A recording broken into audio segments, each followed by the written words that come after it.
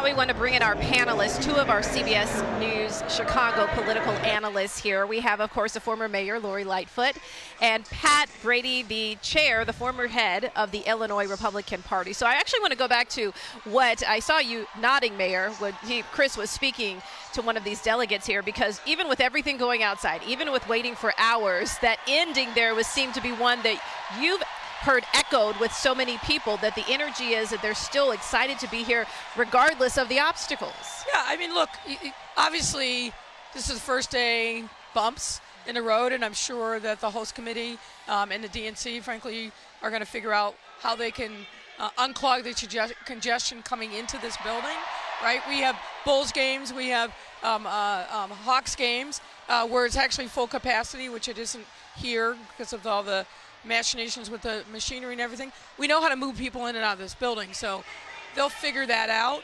But I think the important thing is the last point that the lady made, which is we love Chicago.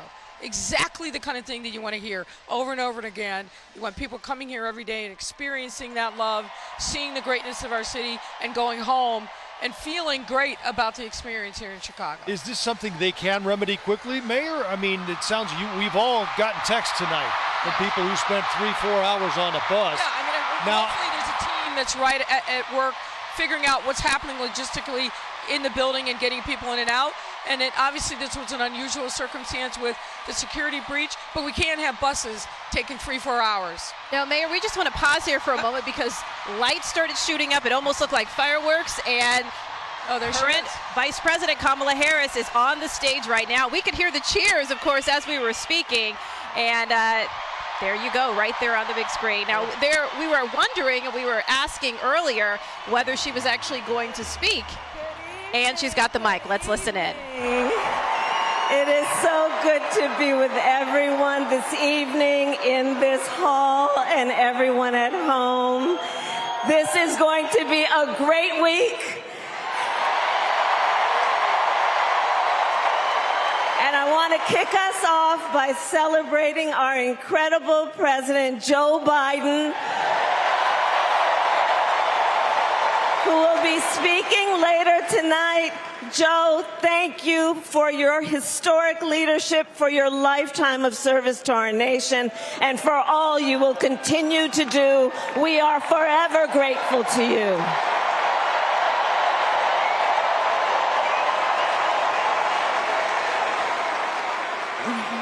Thank you, Joe. And looking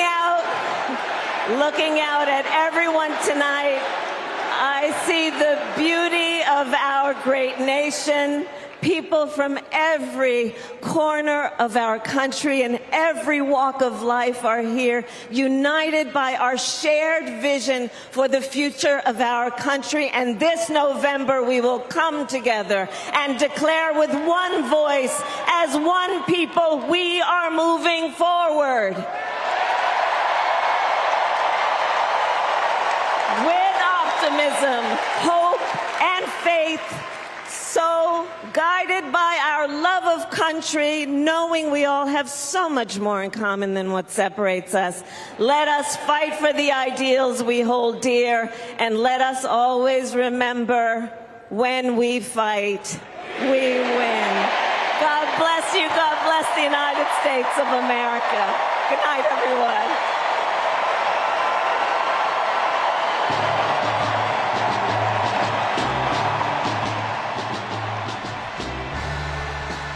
Well, we wondered, Erica, if the vice president would comment tonight. We talked about it, and we thought it might happen actually later, perhaps after President Biden speaks, because the two of them are so closely connected that it might come then. But it's a nice way to sort of open the evening before the main speakers come out and share a word.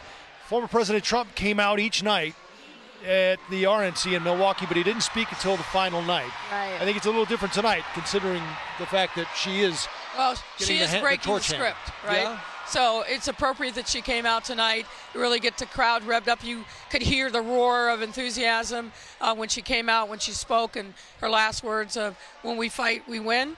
I think she's setting the table for the crowd to be appropriately honoring our president without whom she wouldn't be standing on that podium and later this week accepting the nomination. You know, I was looking at the clock. She hit at about 8:10, as we like to say in the business. And it was quick.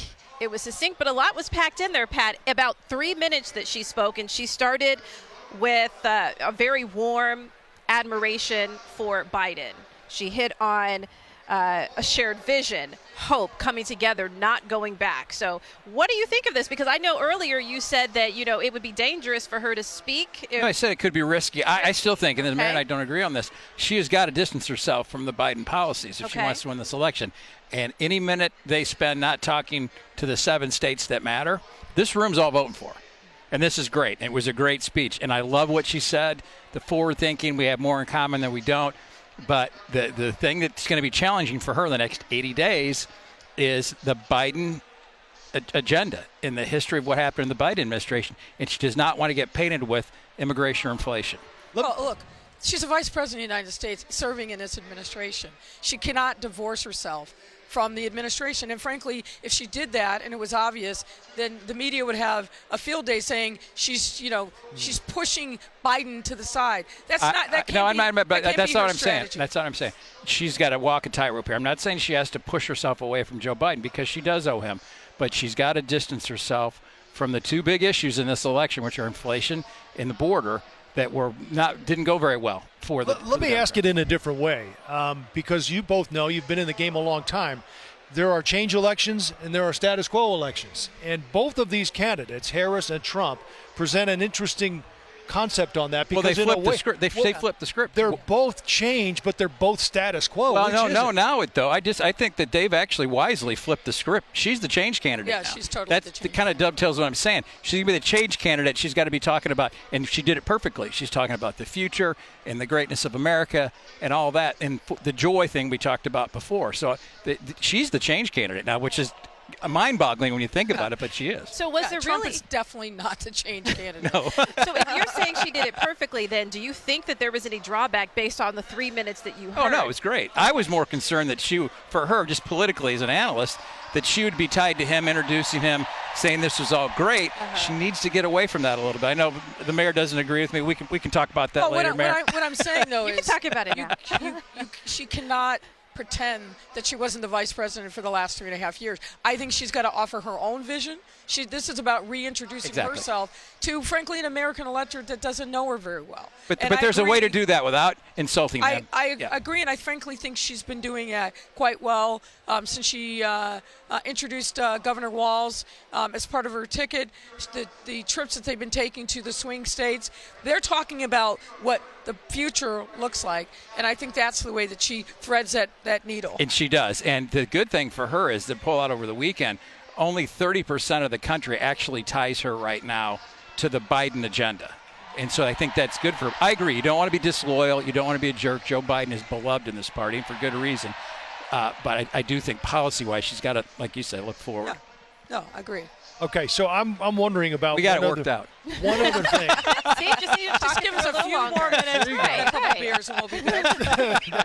Well, that's after, I think. Yeah, we can do it before. That's the after party. But on this, there's been another criticism, Mayor, and you're actually a great one to ask. That Kamala Harris hasn't done any interviews. What's your strategy on that? And Pat, chime in after as well. But is this smart for her? I mean, you didn't do a lot of local interviews when you were in office. You did. Oh no, I had press conferences. We tallied it up at one point, like 300-something press conferences. Particularly during COVID, I was out every day taking. Well, that's true. Well, you'll run your total up quickly for that. But what I will say is, she's establishing herself. And I think Pat, frankly, has said it. You don't want any foot faults in these early days when she's reintroducing herself to the country. She's out there. She's getting the base galvanized. There'll be a time and a place where she does media interviews, and you all will get what's necessary, both at the local level and at the national level. But I like the strategy that she's on so far. Nothing good is going to come from her doing a sit-down profile interview. It's going to be parsed 20 ways from Sunday. Let her go out, reintroduce herself to the country, keep on that train, get the base motivated. Look, let's face it.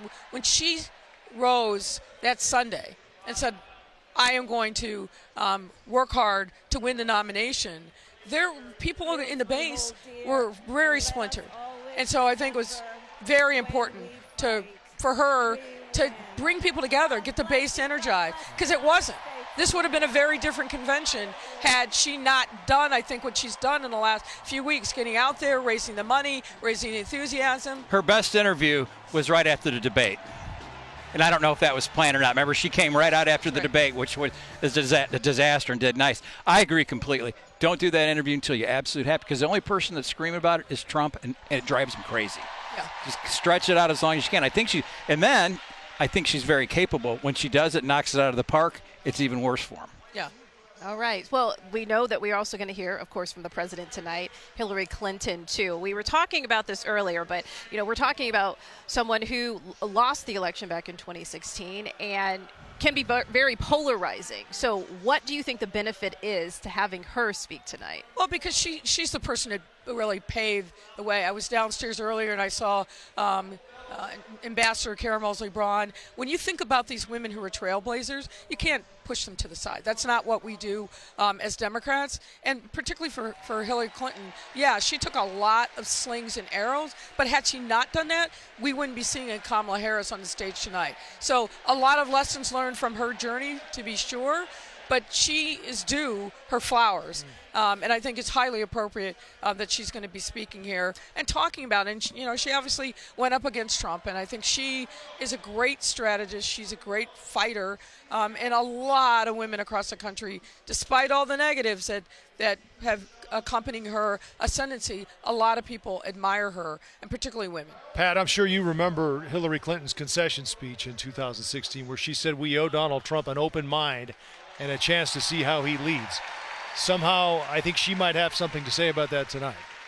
Yeah, I mean, that's the right thing to say. It's the right thing to do. But to the point of this, and you did this, and you went through this personally when you ran. What Kamala Harris is doing a little differently. Hillary Clinton led with the glass ceiling, and I want to be the first. Yes. And I think when you do that and you overdo it a little bit, in my opinion, it becomes more about you than the people in the country. And I think that what Kamala Harris has really threaded the needle. You don't hear her talk about gender or her skin color. She never says anything about it. It's kind of just, I think that's the smart way to do it, because I think that what she needs to do in those 6 or 7 states is convince people in those states that are the 10 or 11% of swing voters that she cares about them more than the symbolism of what she means. I think that's just assumed. I mean, you did it brilliantly when you ran. I mean, look, it's obvious who she is. Yeah. It's obvious what her background is, and the country wants to know: can you lead?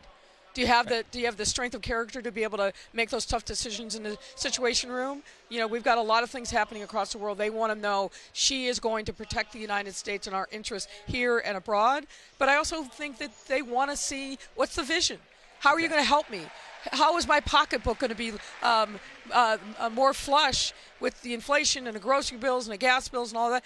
Those are the things that the people casting their votes and thinking about, well, who do I want to vote for? They want to know from her that she sees them, feels them, understands the reality that they live in every single day. And you did that, and in the general, you won all but 4 precincts, if I recall, on the issue, and it was the corruption thing, but it had nothing to do with your status. It was just you were competent to do, Yes. yeah. Well, so